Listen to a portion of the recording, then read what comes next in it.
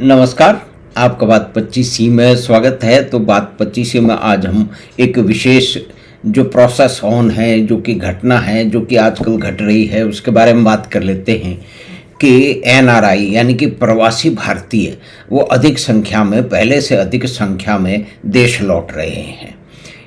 ऐसा नहीं है कि नेट के अंदर लोग वापस लौट रहे हैं, क्योंकि जाने वालों की संख्या तो अभी भी अच्छी खासी है, ठीक है। लेकिन एक सर्वे हुआ, वो प्रवासी भारतीयों के अंदर सर्वे हुआ। उस सर्वे के अंदर जितने भी लोगों ने उत्तर दिए, उनमें से 60% वो चाहते थे कि हम रिटायरमेंट में या कि हम अब भारत में जाके रहेंगे। तो उसके कारण तो बिल्कुल निश्चयी हैं, क्योंकि वो जब गए थे तब उसके कारण दूसरे थे। उस समय वो युवा थे, उस समय वो दुनिया देखना चाह रहे थे, उस समय वो आगे की पढ़ाई करना चाह रहे थे, आगे के ऐसे सब्जेक्ट पढ़ना चाह रहे थे, ऐसे विषय में उनकी रुचि थी जो देश में उपलब्ध नहीं थे। भारत का जो शिक्षा तंत्र उसने बहुत सारे लोगों को बाहर निकालता है, वो बाहर जाकर के पढ़ते हैं, लेकिन वो अपनी प्रतिभा से पढ़ते हैं।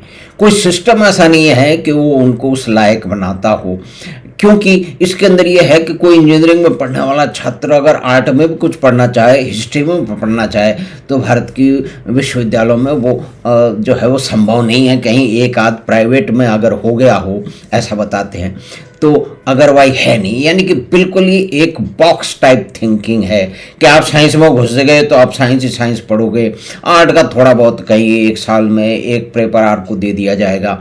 और इसी तरह अगर आप जो है वो किसी और कंप्यूटर साइंस पढ़ना चाहते हो तो उसके साथ में आप ड्राइंग या फोटोग्राफी नहीं पढ़ सकते।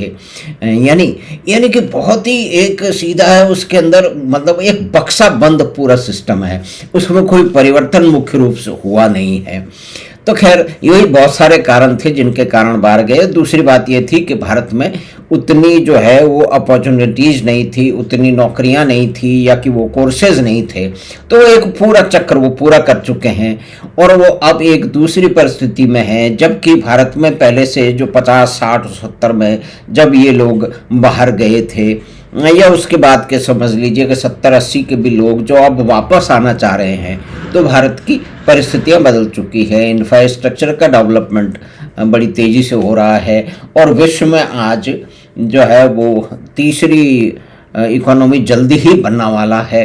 ये सिर्फ राजनीतिक बयानबाजी नहीं है, ये विश्व के जितने भी इन्वेस्टमेंट एडवाइज़र हैं, जो कि निवेश करने वालों को सलाहें देते हैं, बड़ी बड़ी मोटी मोटी फीसें लेते हैं, उनके अनुसार ये हो रहा है। वर्ल्ड बैंक के भी अनुसार हो रहा है। तो और दुनिया के इतने बड़े बड़े जो संस्थान हैं, फॉर्च्यून 500, पता नहीं कितनी कंपनियों के भारतीय सीईओ हैं, उसको भारतीय मुख्य रूप से चला रहे हैं। तो ये तो एक वास्तविक स्थिति है, उसके बारे में आप और हम जानते हैं, नई कोई बात उसमें है नहीं। लेकिन ये लोग सब अब लौट रहे हैं, ये एक नई बात है और नई परिस्थिति में लौट रहे हैं। भारत से स्टूडेंट भी जो है वो बाहर कम जा रहे हैं, यानी विद्यार्थी बाहर पढ़ने कम जा रहे हैं, नौकरियां बाहर कम ले रहे हैं। उसके भी कारण वो उसी तरह से हैं कि हाँ, अब अपॉर्चुनिटीज बढ़ने लगी हैं। तो ये लोग जो एनआरआई वापस आ रहे हैं, उनके कई सारे कारण हैं। पहली बात तो ये है कि जो डिजिटल क्रांति है, जो कि जिसने कि लोगों को पास ला दिया है।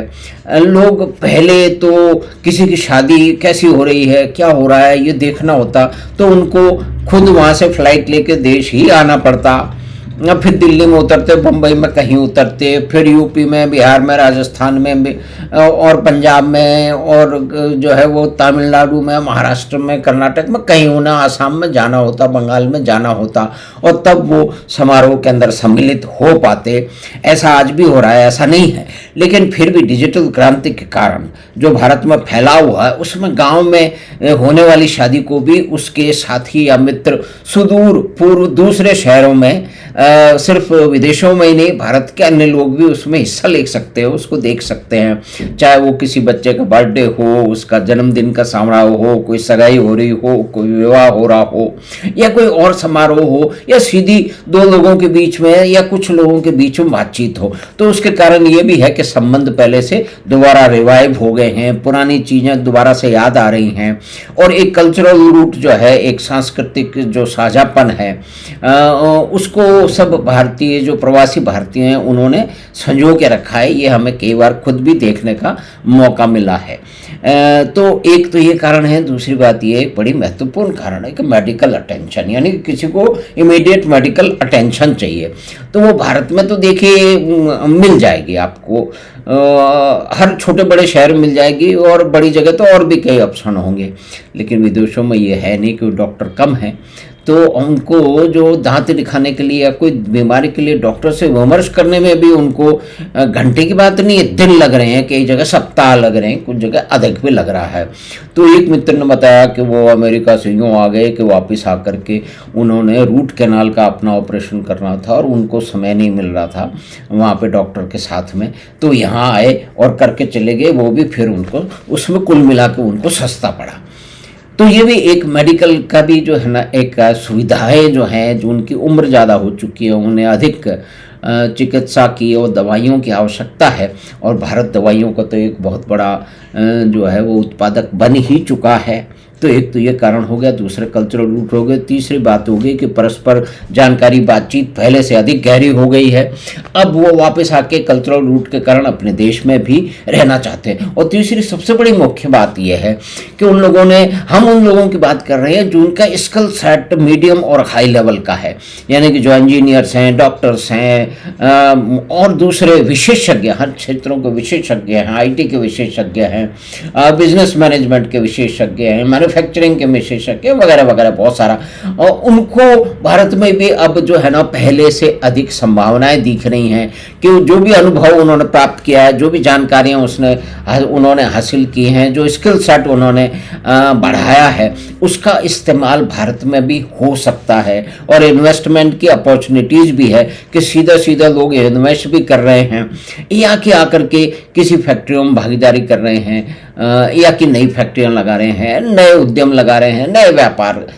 शुरू कर रहे हैं, यानी कि चाय की दुकानें भी लोग बाहर से आके लगा रहे हैं। अमेरिका में काम करते हुए इंजीनियर्स लोग जो है वो भारत में आकर के चाय बेच रहे हैं। तो ये एक नया भारत है जिसमें यहाँ सब कुछ हो रहा है।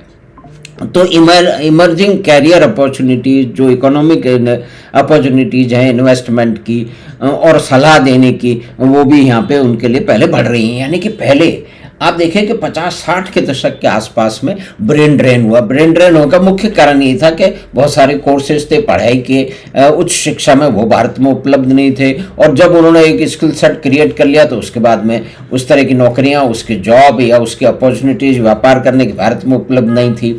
तो बाहर जा कर के उन्होंने ये सब जो है ना वो इसमें उन्होंने भाग लिया।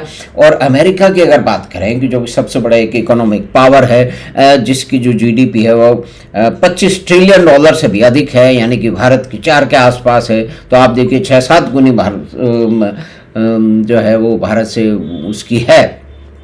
तो वहाँ पे जो आम औसत भारतीय जो प्रवासी है उसकी आय 1,30,000 सॉरी क्षमा कीजिएगा, $1,30,000 US डॉलर्स के आसपास है।